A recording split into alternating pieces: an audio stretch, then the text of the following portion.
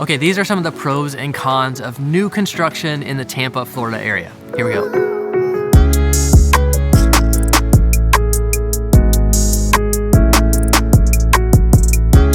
I'm Sam, and thanks for coming by the Living in Tampa channel, where we make videos for you about what it's like to live and move to the area.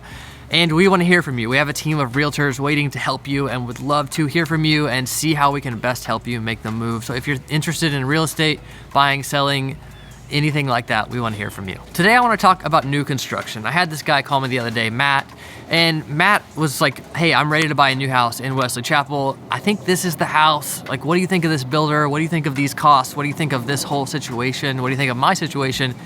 We processed it for a while, and now he's under contract for a house with D.R. Horton that's set to finish in June. I love working with D.R. Horton. They're the biggest builder in the US, so yeah, it's hit or miss sometimes. They're a big company. But I really love their team, their neighborhoods, all of it. But let's get into some of the pros and cons of this kind of purchase. Okay, number one pro for buying new construction is really new. Literally nobody's used these materials before. Nobody's slept in these rooms. Nobody's used these bathrooms. Well, the construction crew probably used the toilets a few times, if I'm being honest. I don't know what the rules are about that. I guess they probably had porta potties outside, but who knows what that's like.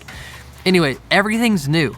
Every single thing is new, and if that is important to you, then it's important to you, and let's solve for that problem. Number two pro is the amenities. And so a lot of people ask about these kind of things: the pool, the courts, sometimes schools and libraries, all kinds of things like that. Starkey Ranch, a neighborhood up in Odessa, has like an elementary school and a public library there in the neighborhood. Public, obviously, like you can go, if you live nearby, not in the neighborhood, you can go in there and use those amenities. But still, the neighborhood's so big and amenity rich that it has all kinds of things like that. And then of course you have these neighborhoods up here like Epperson and Murata that have these big crystal lagoons that are accessible to the community and accessible to the public. If you want more exclusive things, there are certainly neighborhoods that have neighborhood resident only kind of amenities, and those are very easily found. Okay, the next pro on the list is discounts. And this is one of the reasons that Matt was in such a rush. So D.R. Horton had this incentive going on where they were covering $17,000 of their closing costs. That expired last night. So we had to get the contract done by 6 p.m. to get all of those incentives and make sure he got all that paid for.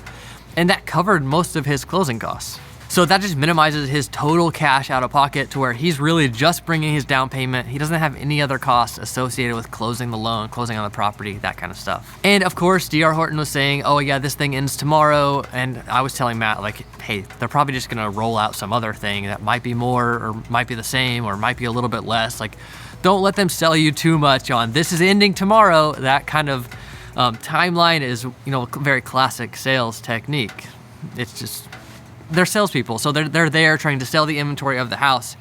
Where somebody like me, an independent realtor, I'm thinking more about like what's the best solution for you based on all of these options. At a builder, they're thinking, okay, how do I get this person under contract? It's a little different. Okay, and the last pro is that there's no competition. So there's not bidding wars on these kind of places.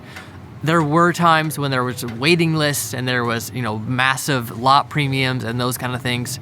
And there are a couple builders that did allow some kind of bidding and highest bidder wins kind of situation, but most of them are not like that. Most of them are like, hey, this is what we have for sale. Do you want it or not? This is the price. Do you want it or not? They really don't negotiate much. They offer these kind of incentives as the negotiation, as kind of the give and take with what they're willing to offer. But sometimes it's nice depending on your price range. So Matt was buying a house for $350,000. That price range is super competitive on pre-existing homes. On new construction, there's not that many of them, but there's also no competition among those few houses. And when I say no competition, I really just mean no scenario where you have to waive contingencies or raise your price or things like that. I'm shooting a few videos here at this house while I'm here, and it is so cold outside. My hands are like, it's like 50 degrees today and rainy. It's spring break, and I want to say it's Florida, but everywhere I've lived, it's like they have weather that changes like this, and it's like they just say, well, this is Oklahoma, well, this is Colorado, well, this is Florida. Whatever, the weather is not under our control and it changes a lot. Okay, let's get right into the cons. Con number one is you do lack a little bit of character in these newer neighborhoods. So not just the houses being all pretty similar, which maybe you like that uniformity, but also just the neighborhood. So there's not big oak trees yet. There's not much going on in terms of all of that. And they do a pretty good job to try to keep, you know, a lot of the green area surrounding these neighborhoods and water in between them and those kind of things. But it's still a little lacking in character. And maybe that's just something I feel. I live on like a brick road in like an old neighborhood. Tons of character, so it's just different than that, obviously. The next con is the HOA. So Homeowners Association takes care of a lot of things around the property, and you're paying for that. So the HOA on this property that Matt is buying is around $150 a month. Not too crazy. But over the years, there will be special assessments with an HOA where they need a little bit more money. There's all kinds of things that could happen, and that HOA payment isn't gonna go down. Definitely isn't gonna disappear.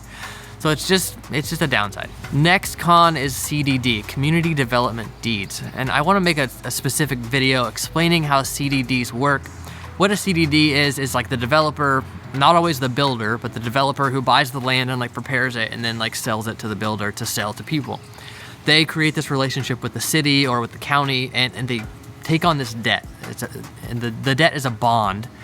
And the way it's bonded to the new taxpayers whenever they buy the property.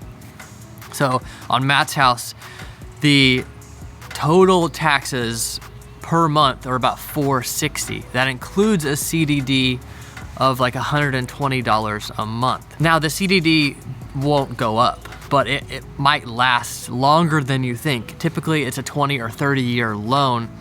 But sometimes they have to extend it if something happens, like blah, blah, blah. Like if you're interested in me making that longer CDD explainer video, let me know and we can kind of get it out on a whiteboard and explain all of it with some hypothetical numbers and some true numbers as well. Okay, and the final con is the price. Like we talked about no competition as a pro, but also no competition as a con. Like the price is the price. Occasionally they'll lower prices, occasionally they'll raise prices, but it's not really based on what me, the realtor, helps you negotiate.